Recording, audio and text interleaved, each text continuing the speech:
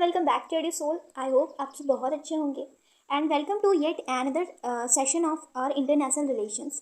International relations की series में आज हम लेकर आए हैं इंडिया एंड G20 के रिलेशंस।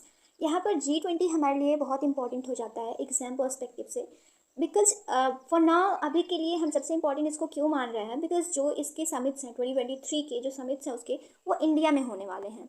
सो यहाँ पर बाकी सारे जो भी 20 मेंबर्स हैं, आई मीन इंडिया को छोड़कर बाकी जो 19 मेंबर्स हैं, उन सब के हेड इंडिया में आएंगे और ये मीटिंग अटेंड करेंगे। यहाँ पर क्या थीम होगी, क्या बातें करेंगे, वो हर एक चीज़ हेडलाइन होने वाली है। सो हमारे लिए ये G20 को समझना, इसको पढ़ना बहुत ही इंपॉर्टेंट हो जाता है एग्जाम पर्सपेक्टिव से। सो इससे पहले कि हम लेक्चर की तरफ मूव करें, अगर अभी तक आपने मेरे चैनल को सब्सक्राइब नहीं किया है तो सब्सक्राइब कर दीजिएगा, बेल आइकन प्रेस कर दीजिएगा सो दैट कि आपको सारे नए अपडेट्स मिलते रहें। Now let's move to the session. और सबसे पहले हम इसके इंट्रो देख लेते हैं। What is G20? सो ये जो G20 है ये एक इनफॉर्मल ग्रुप है of 19 countries and one European union, that is European union. ये देखिए यहाँ पे ऐसे भी क्वेश्चंस आ जाते हैं that how many countries does G20 have. So यहाँ पर आप कभी भी 20 पे टिक करने मत चले जाइएगा, बिकॉज यहाँ पर क्या हो रहा है कि 19 कंट्रीज़ हैं एंड वन यूरोपियन यूनियन है। यूरोपियन यूनियन कंट्री नहीं है, वो कंट्रीज़ का एक यूनियन है, आपको ये चीज़ ध्यान में रखनी है। Having representatives of IMF and world bank, international monetary fund and world bank, दोनों के रिप्रेजेंटेटिव्स इसमें कॉन्स्टिट्यूट होते हैं। अभी मैं इसके जो स्ट्रक्चर है वो जब आपको बताऊंगी तो उसमें आप बहुत क्लियरली ये चीज़ देख पाएंगे कि किस तरीके से इसका स्ट्रक्चर डिज़ाइन करा गया है। member represents more than 80% of world's GDP, 75% of international trade, 60% of world population. तो जो अगर कोई ऐसा ऑर्गेनाइजेशन है जिसमें इतनी भारी संख्या में इतनी अच्छे मार्क्स हैं उसके, सो वो तो हमारे लिए इम्पॉर्टेंट हो ही जाएगा। एज एन स्टूडेंट हमें ये चीज़ें याद रखनी ही पड़ेंगी। सो कम इन टू एग्जिस्टेंस आफ्टर, इसका एग्जिस्टेंस कैसे होता है, ये कैसे फॉर्म में आता है, वो चीज़ हम देख लेते हैं। सो G20 का फॉर्मेशन कुछ इस तरीके से होता है। जो क्राइसिस आती है 1999 वाली, उस टाइम पर क्या होता है कि ऐसा सारी कंट्रीज़ जो G7 कंट्रीज़ होती हैं उनको भी ये फील होता है और बाकी भी वर्ल्ड के बाकी भी कंट्रीज़ को ऐसा फील होता है कि हमारे बीच में कोई ऑर्गेनाइजेशन होना चाहिए जो, मान लीजिए कि किसी टाइम पर हमको कोई क्राइसिस आती है, हम फाल होते हैं, तो कोई ऐसा ऑर्गेनाइजेशन होना चाहिए जो हमें उठाए। तो ये एक इकोनॉमिक कॉर्पोरेशन ही बनाया गया था, इसको एक इकोनॉमिक ऑर्गेनाइजेशन ही बनाया गया था। यहाँ पर क्या होता है कि जो फिनेंस मिनिस्टर्स होते हैं G7 कंट्रीज़ के एंड सेंट्रल गवर्नमेंट के जो गवर्नर्स होते हैं वो क्या करते हैं 1919 में वो एक मीटिंग करते हैं। फिर ये मतलब बहुत तेज़ी से, तो इसका तुरंत से बहुत ऑर्गेनाइजेशन फॉर्म में नहीं आता है, धीरे धीरे आ रहा होता है।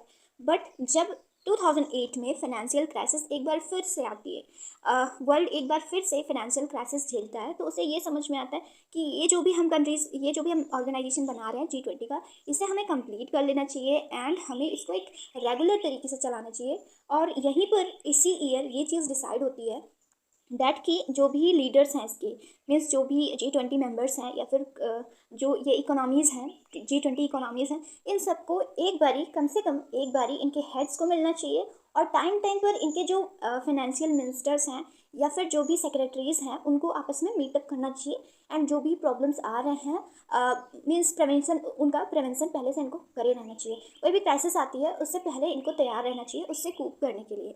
सो ये G20 का कुछ इस तरीके से एक बनाया गया स्ट्रक्चर जिसे बनाया ना। अभी हम देख लेते हैं इसके जो G20 मेंबर कंट्रीज़ हैं वो कौन कौन से हैं। G20 जो मेंबर्स हैं वो कौन कौन से कंट्रीज़ हैं। सो कनाडा हो गया, USA, मैक्सिको, ये सारी कंट्रीज़ एक बार आप अच्छे से देख लीजिएगा।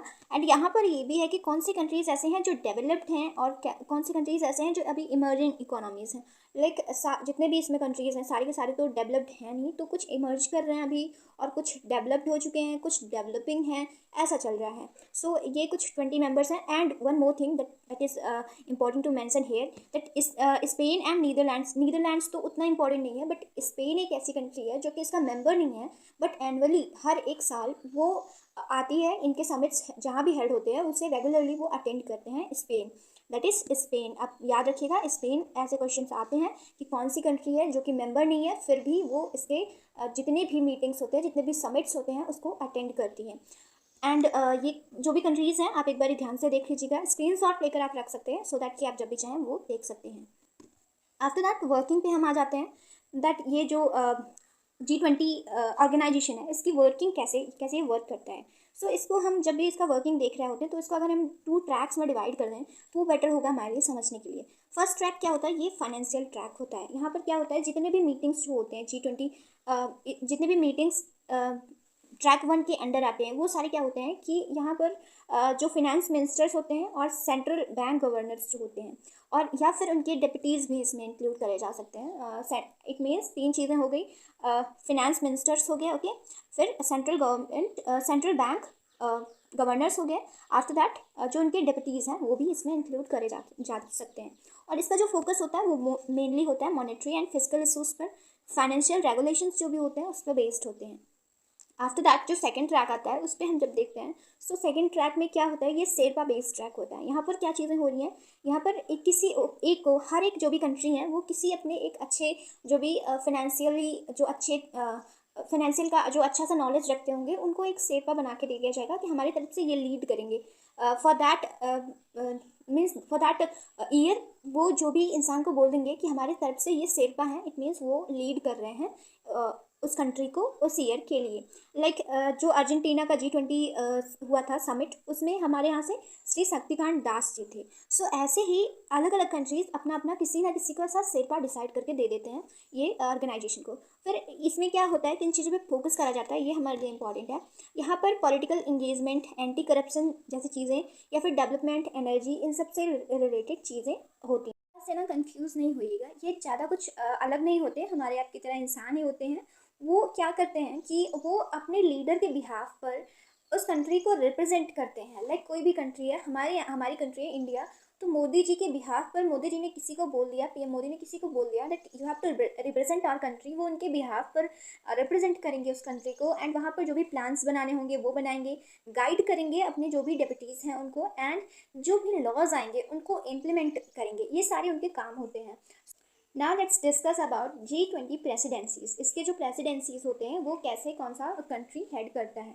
देखिए सबसे इंपॉर्टेंट बात ये है कि G20 का कोई भी परमानेंट सेक्रेटेरिएट या फिर हेड क्वार्टर नहीं है। आप ऐसा बिल्कुल मत सोचिएगा कि इसका कोई हेड क्वार्टर या फिर सेक्रेटेरिएट है। सो यहाँ क्या होता है कि जो भी G20 को जो भी कंट्री प्रिसाइड कर रही होती है उसको ही ये पूरी रिस्पॉन्सिबिलिटी उसी ही दी जाती है कि जो भी उस ईयर का जो एजेंडा है, जो थीम है, या फिर जो भी डेवलपमेंट्स जहाँ पर करवाने हैं ग्लोबल इकोनॉमीज़ में, जैसे डेवलपमेंट्स करवाने हैं, वो सारी कंसल्टेशंस करने का उसे ही सारी रिस्पॉन्सिबिलिटी दे दी जाती है। जिस भी कंट्री उसे ऑर्गेनाइज करेगी उसी को सारे एजेंडाज पे कंसल्ट करने के लिए उसको दे दी जाती है जिम्मेदारी। एंड यहाँ पे क्या होता है कि प्रेसिडेंसी जो होती है वो रोटेट करती रहती है एनुअली। लाइक किसी भी ईयर कोई एक है तो नेक्स्ट ईयर उसके आगे दूसरी कंट्रीज होंगी। ये किस तरीके से होती है, यहाँ पर क्या होता है कि जो भी कंट्रीज हैं उनको 5 ग्रुप्स में डिवाइड करा जाता है। One give me a second, ये एक इमेज है, इससे आप समझ पाएंगे। सो यहाँ पे क्या है, ये 5 कंट्रीज में सॉरी 5 ग्रुप्स में सारी कंट्रीज को डिवाइड करा गया है। ओके, यहाँ पे क्या हो रहा है, जो इंडिया है वो ग्रुप 2 में है। इंडिया के साथ जो कंट्रीज आ रहे हैं वो है रसिया, साउथ अफ्रीका एंड टर्की। ये 3 कंट्रीज हैं, बाकी 3 कंट्रीज हैं जो इंडिया के साथ आ रही हैं। सारी की सारी कंट्रीज 4-4 रहेंगे, मतलब जितने भी ग्रुप्स हैं वो 4-4 कंट्रीज में डिवाइड रहेंगे। और फिर क्या होता है कि इन सब में रोटेशन होता है। एक देखिए यहाँ पे क्या होता है कि ट्रॉइका टाइप का इनका बनाया जाता है। लाइक पहले से पता होता है, पहले से डिसाइडेड होता है कि अगर इस ईयर में मान लीजिए 2022 में जो प्रिसाइडिंग कंट्री थी वो इंडोनेशिया थी। सो इनको क्या होता है, ये चीज़ पहले से पता होता है कि नेक्स्ट ईयर कौन सी कंट्री होने वाली है और फिर उसके बाद कौन सी कंट्री होने वाली है। इससे क्या होता है कि फॉर एग्जांपल इस साल इंडिया कर रही है, इंडिया में हो रहा है, ओके, 2023 का जो हेल्ड करा जा रहा है ऑर्गेनाइजेशन वो इंडिया में करा जा रहा है। सो ये जो बाकी दोनों कंट्रीज़ हैं इंडोनेशिया एंड ब्राज़ील, ये क्या करेंगी, ये इंडिया की हेल्प करेंगी। जो भी चीज़ें होंगी, जो भी इनको प्रॉब्लम्स आएंगी, या फिर जो भी इनको प्रोग्राम्स वगैरह करने होंगे, उन सब में ये दोनों countries hand in hand work करेंगी इंडिया के साथ। इससे क्या होता है, ट्राइका बनाने से क्या होता है कि देखिए 20 कंट्रीज़ हैं, छोटे थोड़े बहुत तो चीज़ें हैं नहीं, 20 मेंबर्स हैं, तो इसमें किसी एक कंट्री इतना ज़्यादा सारी कंट्रीज़ को हैंडल कर पाए या फिर कुछ भी, सो इसमें प्रॉब्लम आती है और सारी कंट्रीज़ इक्वल इकोनॉमी पे तो चल नहीं रही हैं। कुछ कंट्रीज़ ऐसी भी हैं जो जिनका इकोनॉमिक लेवल डाउन है अभी, जो डेवलप्ड कंट्रीज़ में नहीं आते हैं। सो उनका क्या होगा कि और इकोनॉमी बैठ जाएगी, उनकी इकोनॉमी और भी बेकार हो जाएगी। सो बाकी जो 2 कंट्रीज़ रहेंगी वो उनका हेल्प करेंगी कि किस तरीके से उनको करना है या फिर सारी चीज़ें। इससे क्या होगा कि जो इससे पहले जो कंट्री ने करा हुआ है वो बता सकेगा कि ऐसे-ऐसे आपको करना है, और जो नेक्स्ट जो करने वाली है उसे सीखने का मौका मिलेगा कि कैसे चीज़ें वर्क करती हैं, कैसे इसका स्ट्रक्चर फंक्शन वर्क करता है। ये सारी चीज़ें आपस में वो समझ पाएँगे। आफ्टर दैट आता है corporation with and with in G20। कई सारे कॉर्पोरेशंस वर्क करते हैं G20 में। ये सारे उनमें से सारे के सारे तो हम नहीं देख सकते, फिर भी जो इम्पोर्टेंट है वो मैं आपको दिखा रही हूँ। Works of G20 members are supported by several international organisation. बहुत सारे ऑर्गेनाइजेशंस हैं जो वर्क करते हैं G20 के साथ, एंड इसको एडवाइस देते हैं, इसकी जो भी पॉलिसीज़ होती है उन सब में। सो ये कुछ जो भी ऑर्गेनाइजेशंस हैं ये आप देख लीजिएगा। ये सारी ऑर्गेनाइजेशंस लगभग हम जानते ही हैं। FSB भी जानते हैं, ILO, फिर आ गया IMF, OECD, यूनाइटेड नेशंस हो गया, WB हो गया, वर्ल्ड ट्रेड ऑर्गेनाइजेशन, और कुछ ऐसे सेक्टर्स हैं जैसे नॉन गवर्नमेंटल सेक्टर्स हैं जो कि G20 द्वारा ही बनाए गए हैं। वो हैं लाइक बिजनेस का हो गया B20, सिविल सर्विसेज का हो गया C20, लेबर का हो गया L20, think tank T20, youths का Y20, ऐसे ही पॉपुलेशन का P20। अलग अलग कई सारे हैं, बहुत सारे हैं। सो इनमें से जो इम्पोर्टेंट है वो यहाँ पर आपके लिए मैंने कंसाइज करे हुए हैं। Now let's have a look on issues addressed by G20 कौन से इशूज़ एड्रेस करता है। सो यहाँ पर क्या चीज़ें आती हैं, फिनेंशियल मार्केट आता है, सबसे पहली चीज़ है। देखिए जो G20 है इसको इकोनॉमी पे बेस्ड बनाया ही गया है, बिकॉज फाइनेंशियल क्राइसिस हुई उसके बाद से इसको बनाया गया है। सो जो भी फाइनेंशियल या फिर इकोनॉमी से रिलेटेड चीज़ें होंगी वो सारे इशूज़ G20 क्लियर करने की कोशिश करते हैं।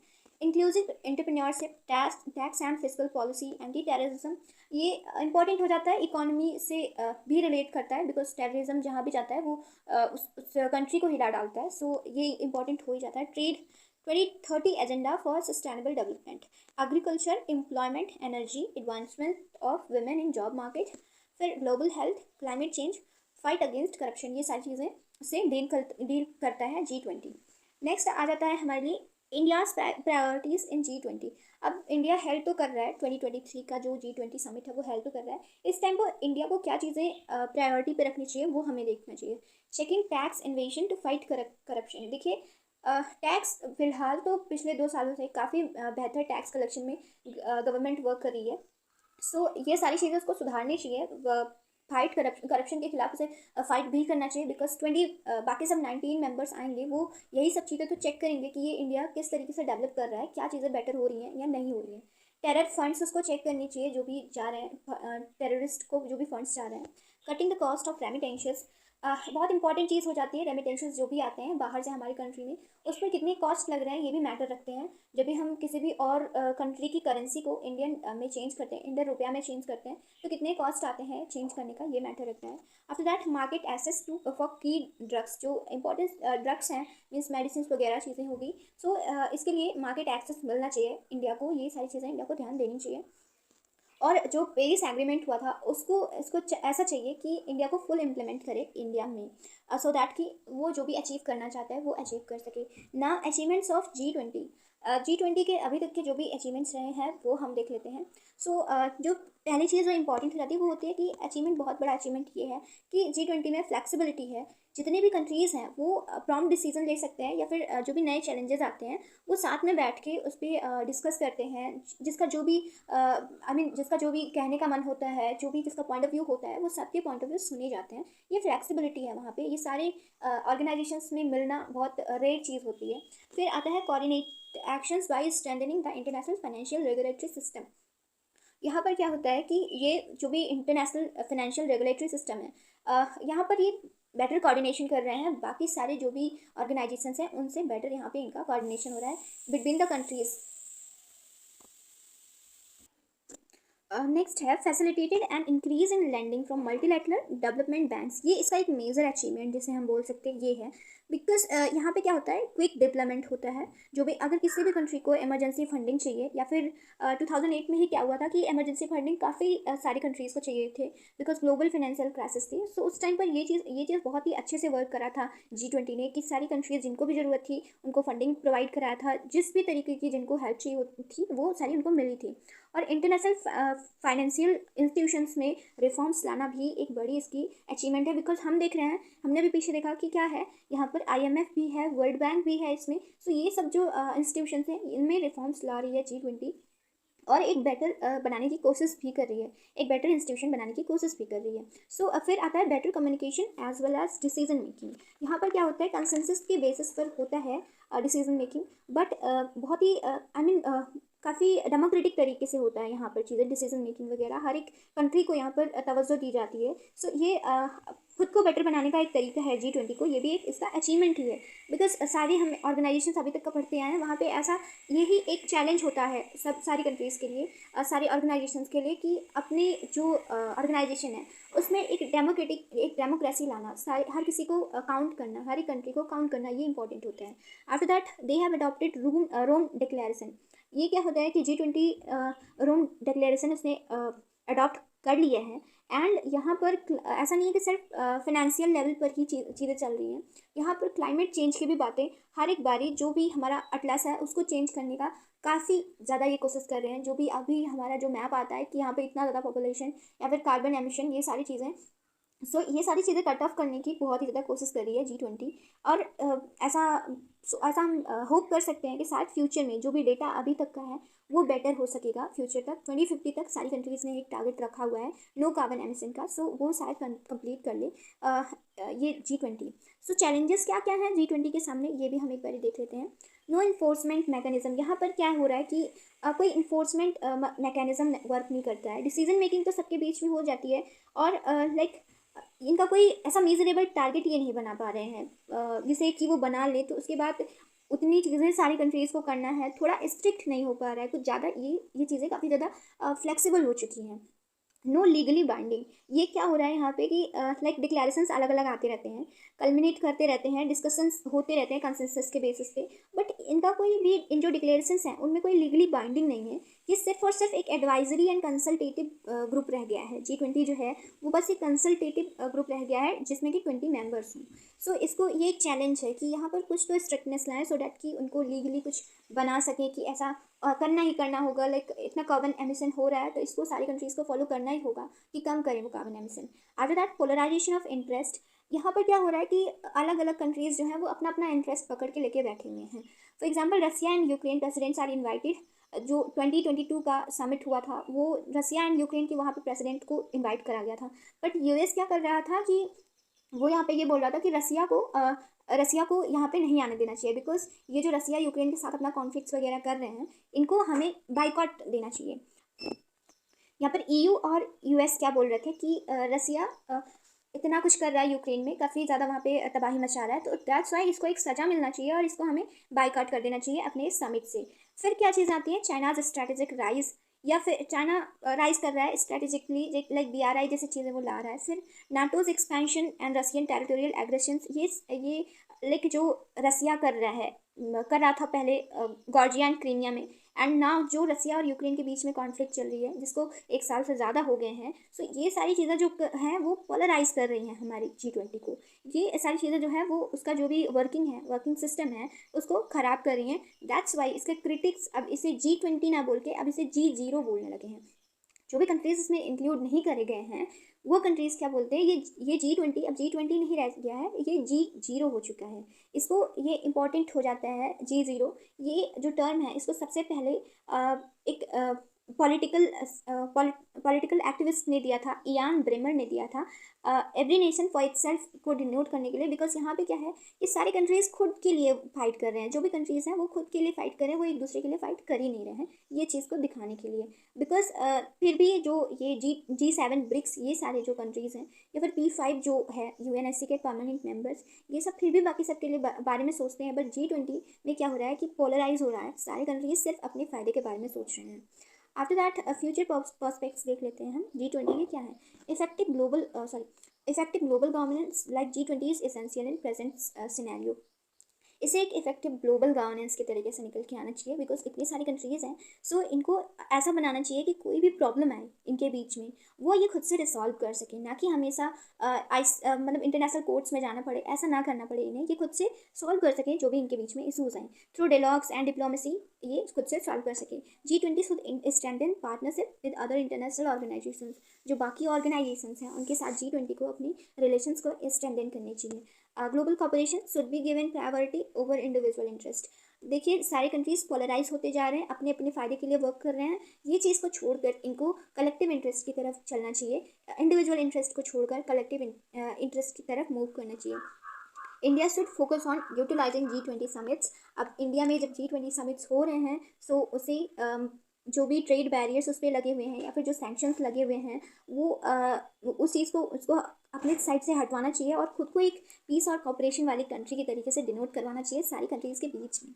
आफ्टर दैट वैल्यू पॉइंट्स जो अभी तक का हमने पढ़ा वो चीज़ हम एक बार से रिवाइज कर लेते हैं। सबसे पहले हमने देखा इंट्रोडक्शन ऑफ G20। इसका फॉर्मेशन कुछ इस तरीके से होता है दैट कि 1999 का जो फाइनेंशियल क्राइसिस होता है उसके बाद G7 कंट्रीज़ के फाइनेंशियल मिनिस्टर्स एंड उसके जो सेंट्रल बैंक गवर्नर्स होते हैं वो सारे मीटअप करते हैं और उन्हें ऐसा फील होता है कि हमें एक ऑर्गेनाइजेशन बनाना चाहिए with other countries including other countries also. So उन कुछ G20 कंट्रीज़ को एक साथ लाते हैं एंड एक ऑर्गेनाइजेशन फॉर्म होता है। 2008 के टाइम पे ये और भी ज़्यादा स्ट्रॉन्ग हो जाता है जब एक और फाइनेंशियल क्राइसिस आती है।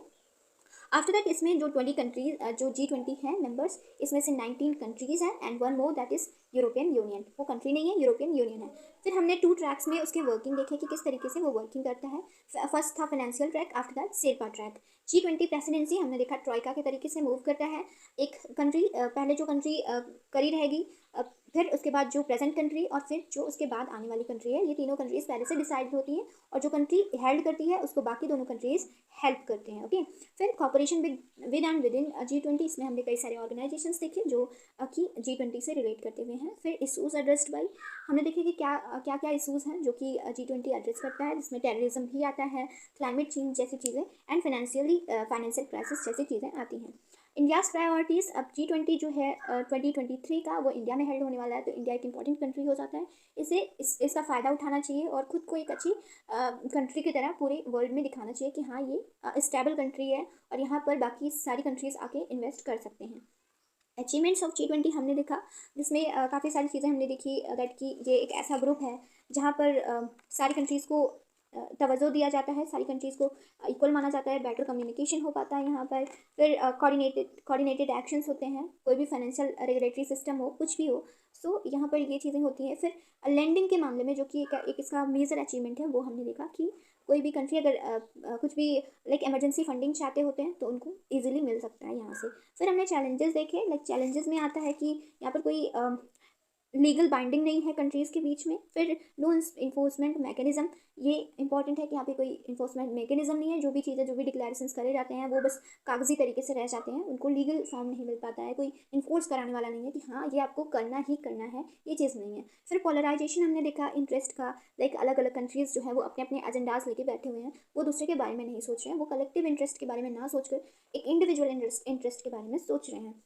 हमने फिर देखिए फ्यूचर पर्सपेक्ट्स जो अभी मैंने पीछे बताया वो, and this was all about G20। तो जो भी G20 के बारे में इंपॉर्टेंट था वो मैंने आपको बता दिया। अभी सितंबर में हमारा G20 का जो समिट है वो होने वाला है इंडिया में, उसके बाद मैं एक वीडियो फिर लाऊंगी बिकॉज वो इंपॉर्टेंट होगा हमारे एग्जाम पर्सपेक्टिव से। सो अभी के लिए बस इतना ही। अगर आपको वीडियो पसंद आया है तो वीडियो को लाइक ज़रूर कर दीजिएगा एंड चैनल को सब्सक्राइब करना ना भूलिएगा, बेल आइकन प्रेस कर दीजिएगा सो दैट कि जो भी नए अपडेट्स हो वो आपको टाइम टाइम पर मिलते हैं। Thanks for watching, all the very best.